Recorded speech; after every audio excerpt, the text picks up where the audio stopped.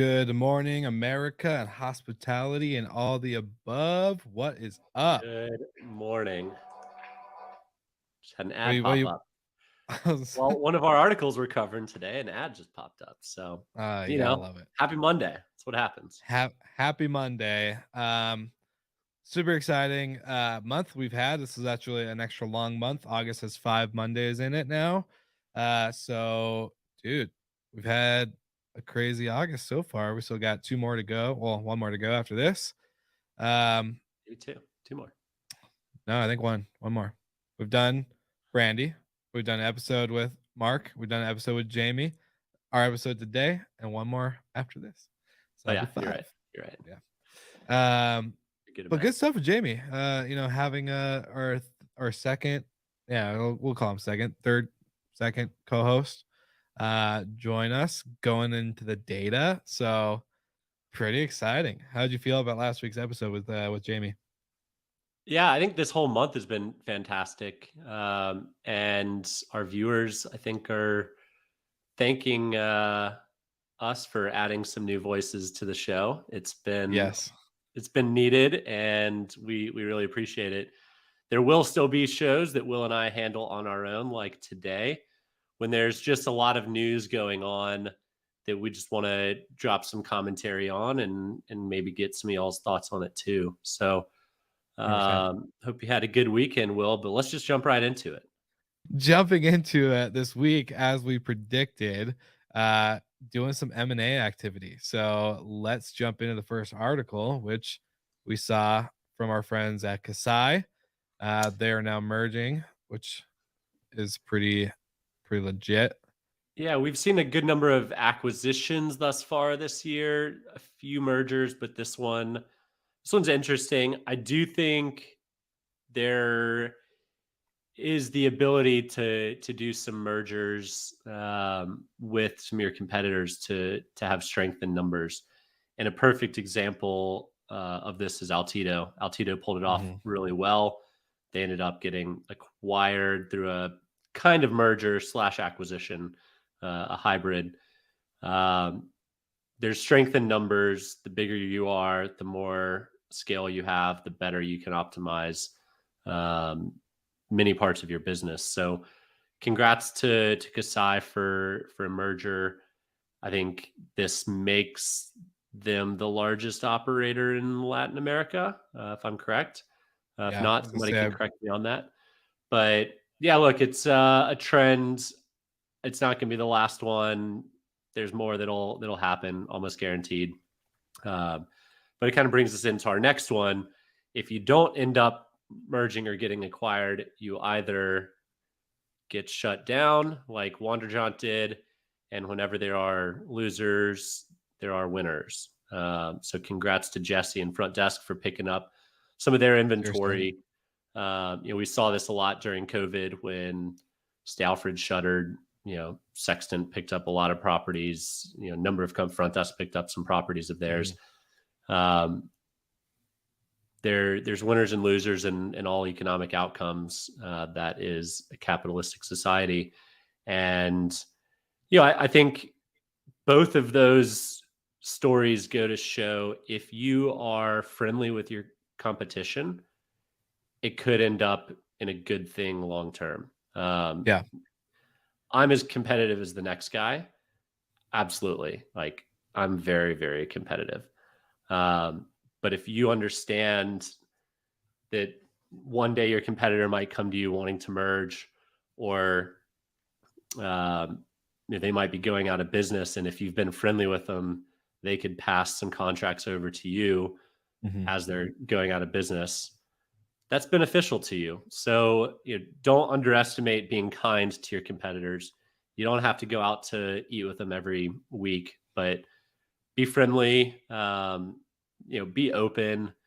Think this space is really good about being transparent with one another, mhm. um, for the most part. And some of the bad apples that have been in the space have disappeared really quickly. That were trying Yeah, to bamboozle people. I was gonna say, I So think they're the ones that make a big wave in the beginning, and then they fizzle out really quick, as we've seen with some stuff in the Domio, last year.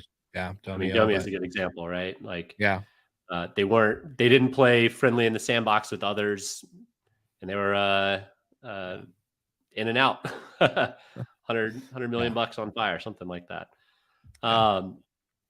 So another bit of really cool news that dropped this week. We've got mergers, we've got acquisitions, we got businesses, We got a little bit of everything shuttering, this week. Yeah. businesses growing. Guesty has raised $170 million, which is a ton of money. We haven't seen this kind of money come into the space. Maybe the last check was Vacasa or Sonder. And guess what? Both of those companies went public. Um, honestly, I would have thought Guesty's next move was to IPO, but they're probably looking at the current market conditions and realizing it's better to wait. So kudos, Verid. Well done. You guys have done a great job building the company. We know that IPO is going to happen at some point, but it's probably prudent to wait. So congrats on the massive amount of funding. I would anticipate Guesty to start rolling up some more companies. They've made a couple acquisitions through the years, but with sitting on that kind of cash in this kind of market, they're going to be buyers, almost guaranteed. Well, I was gonna say, I think we're gonna see. I just based off of some other previous fundraisers that we saw happen this year. I think some people went shopping for sure. So I think we're gonna see more outside of just this Guesty announcement. I think Guesty for sure will be a big buyer, but I wouldn't be surprised if September, right around Guestival and a bunch of these other conferences, Verma, people are going to start announcing a lot right around there, getting that. That's a really good point. Every year, everyone waits till like September to announce their news because Yeah, October's Burma and everyone yeah, wants to be talked about at Burma. So 100%. good point. Yeah, I mean, I know for a fact there's been acquisitions happen out there with companies that we know. So it's just a matter of time before they get announced publicly.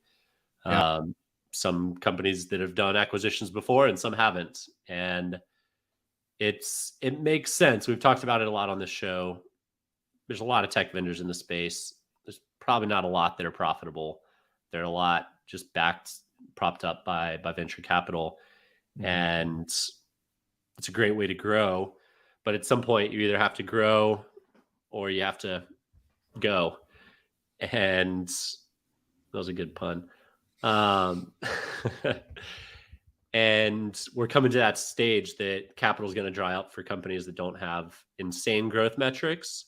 There's still money out there for those companies that have strong books, but Simon Lehman, profitability. yeah. We've preached it many times on this show. Well, it's going to be really fun to watch, and I think the conference move is super smart. We just did something very similar, obviously, but which we can get into Let's a little jump bit into that. later. No, I was going to Don't say just we can. pause. Don't just Well, pause. okay. You guys, I wish I had a drum roll effect or something. That'd be sweet. Big news. So I'll set it yeah, up, big Will. news. All right, set it up. Everybody listening has probably seen it at some point because it's Yeah. been everywhere.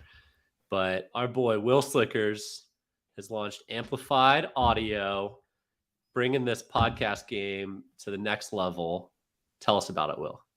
Yeah. So we announced on the 18th of this month that amplifiedaudio.com is the parent company of now hospitality.fm and a bunch of other niche category podcasts. So we're going to start launching niche networks. Is pretty much the only way we could sum it up for categories in the audio space that aren't, murder mystery, thrillers, comedy, and famous podcast people. And we're going to go in super specific categories like we did with the Hospitality FM.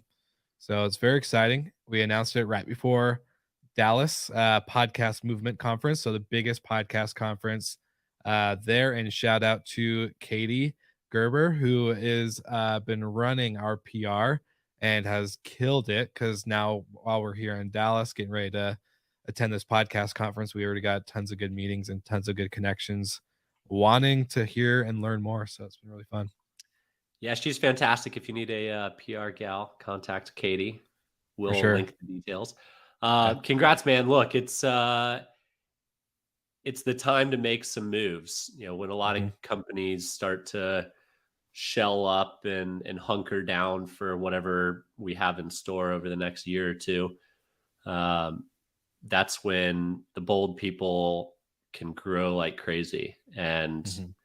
kudos to you. It's only been announced for a couple days, and it sounds like you've got Yeah. some insanely good things already coming of it. So Yeah.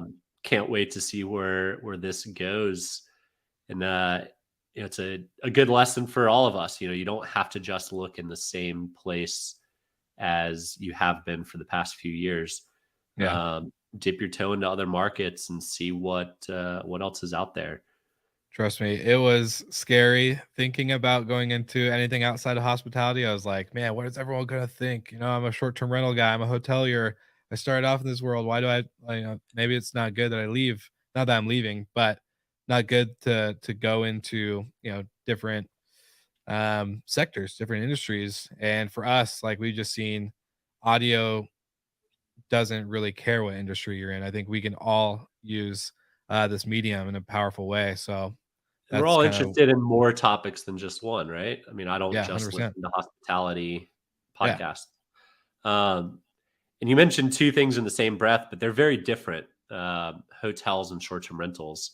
Mhm. If you're in short-term rentals, I know a lot of short-term rental operators that are moving into the hotel space and 100%. vice versa. There's a lot of Yeah. hotels that are moving into the short-term rental space.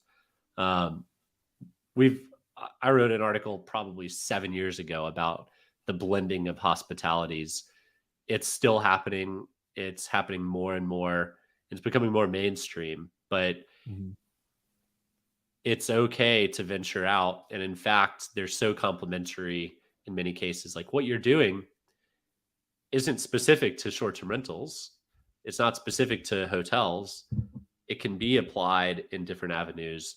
And we should all look at our businesses and say, how can this be applied in various segments? You know, business travel, for example, during COVID, a lot of companies survived pre-COVID purely on business travel. And when Mhm.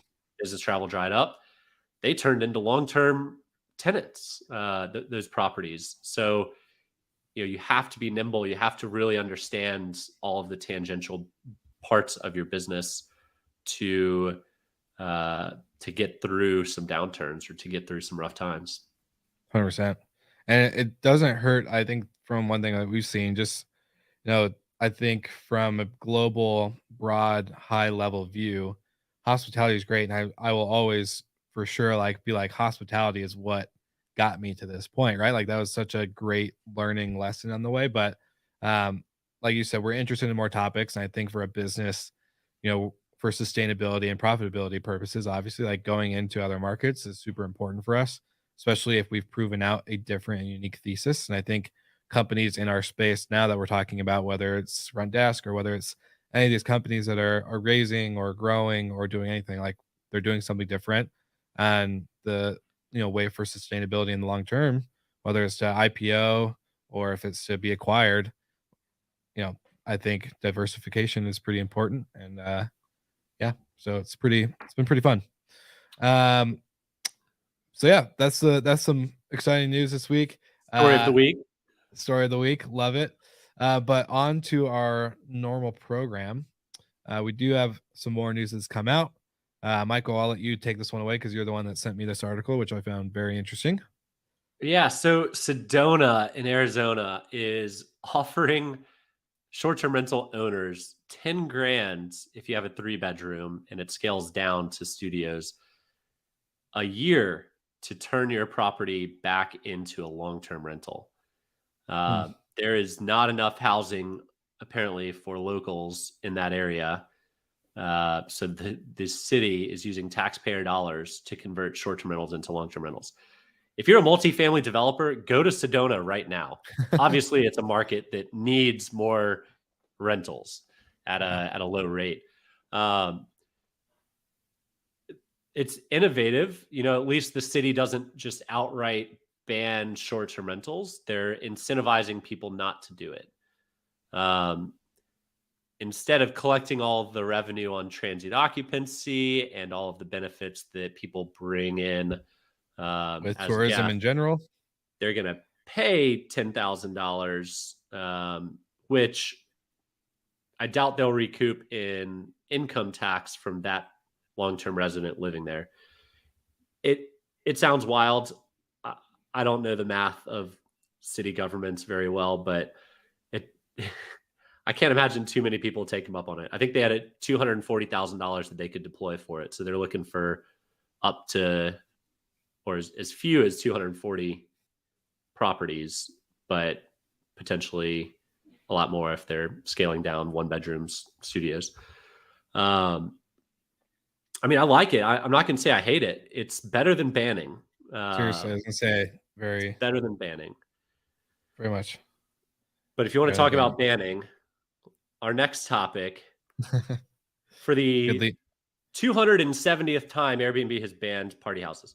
But they have just now rolled out anti-party technology. This is a very clicky headline. It's one I know very well, having spent 4 years at NoiseAware. I read their press release and everything. There's not a whole lot of tech behind this, from what I can tell. They're looking at how close you are in proximity to where you live to where you're asking to stay. And they're looking at how many nights booked you are. So if it's one night from a local person, that's a red flag, and that's their anti-party technology. There is far more auto sophisticated. host, like No, pretty much that's what auto host no, basically hold on. does on a whole back No. end. Every responsible property management company that I know already blocks that. They don't allow a one-night local booking. Period. You don't need technology for that. That's common sense. We learned that through COVID, like day one. Yeah. So quite frankly, I don't know what tech is behind it besides just like auto not allowing that booking to go through, which is, that's a step. I'll give you props, Airbnb. You at least did that. But there is so much better anti-party tech out there, including my former colleagues at NoiseAware, including AutoHost, Superhog, Safely. There's a lot of tech, insurance, screening, actually in-room technology that's built to solve this problem, because it is a pervasive problem. And stopping a one-night local booking doesn't stop the problem. Yeah. Will, you're over 25. You're one of the biggest partiers I've ever seen. I would not rent my place to you. But as long as you're not booking a one-night stay in Denver, you can book anywhere you want on Airbnb. It does take in apparently past reviews, but I could use Airbnb for business travel, and then I could go on a bachelor party, and people use places for different things, right? Yeah. People act differently depending on who they're traveling with and the purpose of the travel. So, I mean, I'd love to learn a lot more about the tech. It was very vague in their descriptions. They said it drove down. They tested this in Australia, and I'll make sure I'm not misquoting it. They had a drop by 35% of unauthorized incidences from 2021, since they kicked the pilot off. But if I'm remembering correctly, October 2021, Australia was still locked down. They weren't allowing people in or out. So of course people are going to be partying. Now they're open. They can go to bars. They can go to nightclubs. They can travel to Europe and party their faces off. That number is going to come down naturally. During COVID, when I was at NoiseAware, we saw a 2x growth in parties when lockdown started, because people couldn't go to nightclubs or bars or restaurants or concerts or strip clubs. They had to rent out Airbnbs and party in them. And we saw the numbers. It happened almost overnight, like after the first 14 days, and people were like, all right, I'm done with this. the parties went through the roof, literally 2 to 1 the normal rates. So to have a reduction by 37%, it's better to know the full context. And I think we're drawing a correlation there that might not be fully correlatable, if that's a word. Yeah, let's say PR play. They have to keep the brand and the name out there. Makes They're an sense. excellent PR company. Yeah, very great at that. Like you said, I'm happy they did the one night thing. I honestly, everything that else that goes into it, checking the radius of where you're booking and how, where you live to the property and all that stuff.